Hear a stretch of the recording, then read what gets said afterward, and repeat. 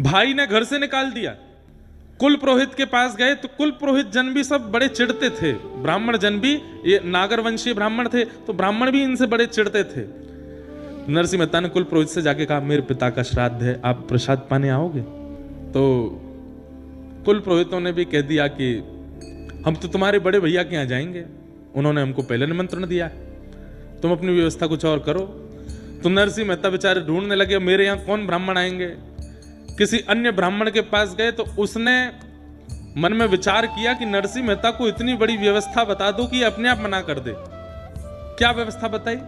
बोले कि देखो नरसिंह, तुम्हारी छवि जो है वो पूरे जूनागढ़ में खराब हो गई है, पिता का श्राद्ध है और छवि बनाने का भी एक बढ़िया समय है। तो बोले क्या करना है? बोले तुम जितने ब्राह्मण हैं सबको निमंत्रण दो। नरसिंह मेहता बोले आप जाके सबको बोल दो, मुझे कोई दिक्कत नहीं, मैं सबको प्रसाद पवाऊंगा। नरसिंह मेहता ने सोचा 200-300 ब्राह्मण होंगे और उस ब्राह्मण ने जाके 4000 परिवारों को निमंत्रण दे दिया। मैं एक बात इसलिए सुना रहा हूं कि उन्होंने जड़ ठाकुर जी को चैतन्य कर दिया नरसिंह मेहता जी ने। कैसे? 4000 ब्राह्मणों को निमंत्रण दे दिया। नरसिंह मेहता ने घर जाकर के पत्नी से कहा 200-300 ब्राह्मण आएंगे, तुम प्रसाद की व्यवस्था करो। है 200-300 ब्राह्मण? यहां पे 2 लोगों की प्रसाद की व्यवस्था नहीं, घर में तुम 200-300 ब्राह्मणों को निमंत्रण दिया है। वैकुंठ में बैठे बैठे द्वारिकाधीश रुक्मणी जी से कह रहे हैं, बोले 200 नहीं है, 4000 आने वाले। रुक्मणी जी मेरा नरसिंह फंस गया। रुक्मणी जी बोले अब क्या होगा? बोले देखो आगे क्या होता है। नरसिंह मेहता जी बोले देवी 200 ब्राह्मणों की प्रसादी बनाओ। बोले कहां से बनेगी, हमारे यहाँ व्यवस्था नहीं। बोले मैं एक काम करता हूँ, एक सेठ जी हैं वो मेरा कीर्तन कराते हैं, मुझसे बहुत प्रेम मानते हैं, मैं उनके यहाँ से थोड़ा कर्जा ले आता हूँ और उससे हम 200 ब्राह्मणों का भोजन करा देंगे, जाओ। नरसिंह मेहता जी सेठ जी के पास गए, सेठ जी से जाके बोले हमको 200 ब्राह्मणों का प्रसाद कराना है, कुछ कर्जा दे दो आप, हम ब्याज सहित लौटा देंगे आपको। सेठ जी बोले देखिए नरसिंह मेहता जी, हमको ब्याज नहीं चाहिए और आप यदि नहीं भी लौटाओगे तो भी चलेगा, लेकिन बदले में हमको कुछ दे दीजिए। बोले क्या? बैठ के कीर्तन सुना दो। आप कीर्तन इतना अच्छा करते हैं, थोड़ी देर कीर्तन सुना दो, हम दक्षिणा के रूप में इतना धन देंगे कि 200 ब्राह्मणों का भोजन हो जाएगा। नरसिंह मेहता बोले मैं कीर्तन तो सुना दूंगा, पर कीर्तन करते करते करते करते जब मैं भाव में चला जाता हूं तो मैं कितने घंटे हो गए, कितने दिन निकल गए, मैं भूल जाता हूं। और आज शाम को ब्राह्मणों का भोजन होना है, मैं ऐसा नहीं हो कि कहीं मैं तल्लीन हो जाऊं कीर्तन में। सेठ जी बोले चिंता मत करो, आप तल्लीन हो गए, मैं तो आंख खोल के रहूंगा, थोड़ी देर बाद आपको हिला दूंगा कि जाओ ब्राह्मण आ गए, घर पे भोजन कराओ। नरसिंह मेहता बोले देख लेना, ध्यान रखना मेरा। हाँ ठीक है। उठाए करताल नरसिंह मेहता ने जैसे कीर्तन शुरू किया, सोचिए नरसिंह मेहता तल्लीन होते होंगे तो क्या सुनने वाले नहीं होते होंगे? ऐसे भाव में गए, ऐसे भाव में गए कि वो भी डूब गए, सेठ जी भी डूब गए, सुनने वाले जो 10-15-20 लोग थे वो भी डूब गए, बाहर के गांव के लोग आए वो भी डूब गए। कीर्तन चलते चलते चलते चलते 13, 14, 15, 20 घंटे तक कीर्तन चलता रहा। यहाँ ब्राह्मणों के आने का समय हो गया। पत्नी बाट देख रही है कि वो 200 ब्राह्मणों के भोजन की सामग्री ला रहे होंगे। रुक्मणी जी बोली अब तो नरसिंह मेहता की और निंदा होगी, अब तो इनको जूनागढ़ से भी निकाल देंगे, ऐसा लगता है आज जो अपराध होने जा रहा है। ठाकुर जी बोले मैं नहीं देख पा रहा हूं, तुम बैठो मैं जाता हूं। और महाराज नरसिंह मेहता का रूप धारण करके ठाकुर जी आ गए जूनागढ़ में। पत्नी के पास पहुंचे, नरसिंह मेहता की पत्नी से जाके कहा जल्दी जाओ प्रसादी बनाओ। और देवी सुनो, वो थोड़ी एक बदलाव आया। बोले क्या? 200 ब्राह्मण नहीं है। बोले तो कितने हैं? 300। बोले नहीं नहीं नहीं नहीं 4000 है। 4000 इनका कैसे बनेगा? अरे बनाते हैं ना, तुम भी लगो मैं भी लगता हूँ। ठाकुर जी अमनिया कर रहे हैं, मिर्च काट रहे हैं, सब्जी काट रहे हैं, टमाटर काट रहे हैं, अमनिया कर रहे हैं, पत्नी छौंक लगा रही है, उसको तो लग रहा है नरसिंह मेहता ही है। और नरसिंह मेहता का वो तो वहां कीर्तन कर रहे हैं बैठ करके सेठ जी के यहाँ। ठाकुर जी यहाँ पर सिर पर महाराज बांध करके कढ़ाई में लिए घी और सब प्रसादी बना रहे हैं। नरसिंह मेहता के पिताजी का श्राद्ध है, ठाकुर जी भोजन बना रहे हैं। ठाकुर जी तो अक्षय पात्र लेकर के चलते हैं। 200 ब्राह्मण क्या, तुम 2 लाख आ जाओ, सबको भोजन पवा देंगे। क्षण भर में तो सब सामग्री बनती चली गई। पत्नी बोली आज बड़ा आश्चर्य हो रहा है, इतनी जल्दी इतनी सारी सामग्री कैसे बन गई? बोले देवी इस पर बाद में चर्चा करेंगे, ब्राह्मण आ रहे हैं, चौका लगाओ बढ़िया गोबर का और थाली आदि सजाओ, सबको प्रसाद पवाना है। 4000 ब्राह्मण मन में सोचते आ रहे थे आज नरसिंह मेहता हमको प्रसाद नहीं पवा पाएगा और ये हमको बहाना मिल जाएगा नरसिंह मेहता को नगर से निकालने का। 4000 ब्राह्मण एक ही पंगत में बैठा दिए और सबके सामने ठाकुर जी एक एक फेंटा कमर पे बांधे, एक फेंटा सिर पे बांधे, सबको साग परोसे, सब्जी परोसे, 4-4 प्रकार की सब्जी, 2-2 प्रकार की पूड़ियां, 3-3 प्रकार के मिष्ठान, एक रायता, बढ़िया सामग्री, ऐसा पवाया महाराज, ऐसा पवाया।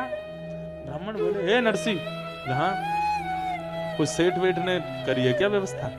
नहीं नहीं, सब आपकी कृपा है, आप सब ब्राह्मणों की कृपा है, आप लोग पाइए। प्रसाद पाकर के ब्राह्मण इतने तृप्त हो गए, इतने तृप्त हो गए कि मन से आशीष निकल रहा था, लेकिन जलन थी ना मन में। बोले भैया भोजन तो बहुत अच्छा पवाया नरसिंह मेहता ने, लेकिन हम लोगों को इसको नगर निकाला करना है, भोजन से काम थोड़ी बनना है। अब तो दक्षिणा की बाड़ी है, कुछ नहीं दे पाएगा, 4000 ब्राह्मणों को क्या देगा? नरसिंह मेहता दौड़ करके भीतर गए। ठाकुर जी थे, नरसिंह मेहता थोड़ी थे। पत्नी से कहा, देवी चलो दक्षिणा बांटें। क्या देंगे दक्षिणा में? सब व्यवस्था है, चिंता मत करो। एक बैलगाड़ी भरी रखी थी, कपड़ा हटाया, उस पर छोटी छोटी पोटलियां थी, पत्नी को देते जाओ। बोले तुम बांटती जाओ सबको। बोले इसमें है क्या? बोले कुछ नहीं है, तुम देते जाओ। पत्नी ने धीमे से पोटली खोल के देखी तो हर पोटली में 12-12 सोने की मोहर और 4000 ब्राह्मणों को बंटवाई। ब्राह्मण भी पोटली हाथ में लें तो हे नरसिंह क्या पत्थर भर के दिए हैं क्या? नहीं नहीं, सब आपकी कृपा है, आपका अनुग्रह। ब्राह्मणों ने जब खोल करके देखा, आज तक भोजन के निमंत्रण में 1 पैसा मिलता था तो ब्राह्मण फूले नहीं समाते थे कि 1 पैसा मिला हमको, सबसे बड़ी दक्षिणा है 1 पैसा। आज क्या मिला? 12 सोने की मोहर। मतलब ये ब्राह्मण, इनके बालक, इनके बालकों के बालक, बालकों के बालक, कम से कम 4 पीढ़ी तक भी अगर कुछ नहीं करेंगे तो इन्हीं मोहरों पर पेट पल जाएगा सबका। इतनी दक्षिणा देख करके सब ने तो भैया नरसिंह मेहता और पत्नी दोनों को एक साथ बैठा करके ब्राह्मणों ने स्वस्ति वाचन किया, ऊपर अक्षत डालने। अरे नरसिंह मेहता जी, मैं तो कहता हूं नरसिंह मेहता जी के पिता कितने भाग्यशाली कि उनके श्राद्ध में ठाकुर जी ने भोजन बनाया, अपने हाथ से पवाया। और नरसिंह मेहता की पत्नी कितनी भाग्यशाली कि दाहिने भाग में पति के रूप में विश्वपति बैठे हैं, जगतपति बैठे हैं, और 4000 ब्राह्मण एक साथ अक्षत छिड़क करके आशीष दे रहे हैं। और नरसिंह मेहता वहां कीर्तन कर रहे हैं। 4000 ब्राह्मण निकले। इनके भाई के यहाँ 12 ब्राह्मण गए थे, वो सब प्रसाद पाके निकले। तो जब निकले तो 1-1 रुपया दक्षिणा मिला, जो कि बहुत ही बड़ी दक्षिणा थी।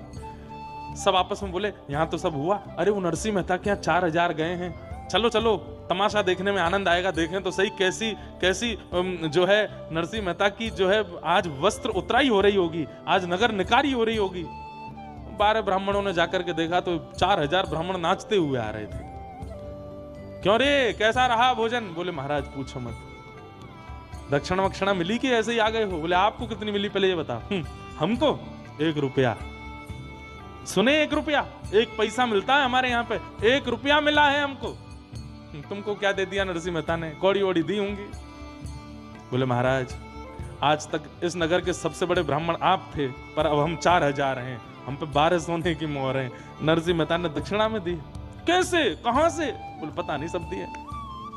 सब ब्राह्मणों को प्रसाद पवाने के बाद ठाकुर जी बोले, देवी थक गए, हमारे तो कमर में दर्द हो गया, आप बैठिए ना, मैं प्रसाद पवाती हूँ। हाँ सब ब्राह्मणों का हो गया, मैं पा लेता हूँ। ठाकुर जी बैठ करके पाए, पा करके पत्नी बोलती जा रही है, थाली में ही छोड़ देना, मैं भी पाऊंगी फिर। बोले हाँ हाँ, खूब सारा पाए। ठाकुर जी बोले, अब देवी तुम बैठ के पाओ, मैं थोड़ा संध्या वंदन करके आता हूँ।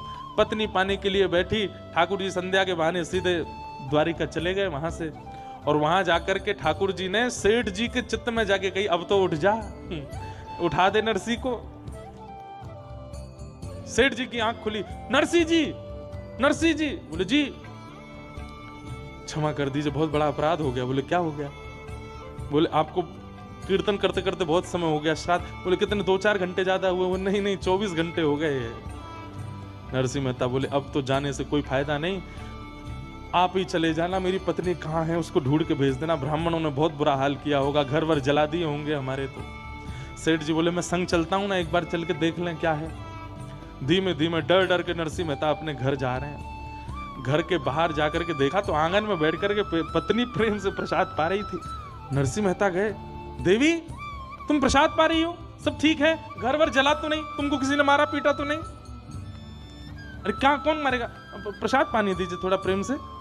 तुम प्रसाद पा रही हो, पिताजी का श्राद्ध नहीं हुआ, ब्राह्मण आए थे क्या, कुछ कहा तो नहीं? कैसी बात करते हैं, संध्या करने गए थे, हाथ पांव धोने गए थे, पूरी याददाश्त धो के आए हो क्या? सब कर गए ब्राह्मण भोजन, 4000 ब्राह्मण आए थे, क्या बढ़िया, सब आनंद से हुआ। देखो अब ये प्रसाद। नरसिंह मेहता बोले क्या कह रही हो तुम? बोले आप ऐसे आश्चर्य में पूछ क्यों रहे हो? नरसिंह मेहता जी ने सब सत्य बताया। बोले देवी मैं 24 घंटे बाद आया हूं, मैं कीर्तन करने गया था, 24 घंटे तक मैं नहीं आया था, यहां 24 घंटे में क्या हुआ मुझे बताओ। पत्नी के नेत्र सजल हो गए। बोले आप नहीं थे? बोले ना। सब्जियां कौन काट रहा था भीतर? फेंटा बांध करके, सिर पर स्वापा बांध के, बार बार मेरे से हाथ से कढ़ाई छीन करके कौन चला रहा था? रबड़ी को, रायते को किसने बनाया? सब ब्राह्मणों को, 4000 ब्राह्मण आए थे, सबको 4000 आए थे। बोले हाँ, सबको प्रसाद पवाया, 12-12 सोने की मोहर दी। आप नहीं थे तो कौन थे? नरसिंह मेहता के नेत्र सजल हो गए। बोले देवी तुम्हारे चरण कहाँ है, मैं प्रणाम कर लूं? मेरे द्वारिकाधीश आए थे, मैं नहीं था, मेरे नाथ आए थे, मुझे बस ये बता दो वो कहां बैठे थे, कहां चले थे, उनकी चरण रज होगी, मैं उसी को माथे से लगा लूं। पत्नी बता रही है यहां चले थे। नरसिंह मेहता लेट लेट करके उस स्थान को प्रणाम करते हैं, द्वारिकाधीश को पुकार रहे हैं, नाथ क्यों किया आपने ये सब, क्या आवश्यकता थी? अद्भुत हैं ठाकुर जी। नरसिंह मेहता के सब भाव करके गए।